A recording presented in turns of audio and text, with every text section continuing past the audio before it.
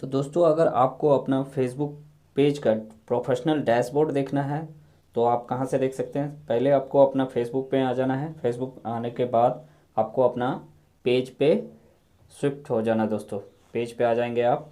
उसके बाद आप नीचे स्क्रॉल करेंगे और यहाँ पे आप देख सकते हैं लिखा हुआ है प्रोफेशनल डैशबोर्ड। उस पर आपको क्लिक करना है। अब यहाँ से आप अपना प्रोफेशनल डैशबोर्ड देख सकते हैं। दोस्तों, यहाँ पर टूल्स शॉर्टकट आ रहा है, यहाँ से आप सारे चीज़ यहाँ पे देख सकते हैं। आप नीचे स्क्रॉल करते जाएंगे, हर चीज़ आपको यहाँ पे दिखाया जाएगा। दोस्तों, तो प्रोफेशनल डैशबोर्ड यहाँ से आप अपना चेक कर सकते हैं अपना फेसबुक पेज का। वीडियो अगर अच्छा लगा चैनल को लाइक शेयर और सब्सक्राइब जरूर करें। Thanks for watching.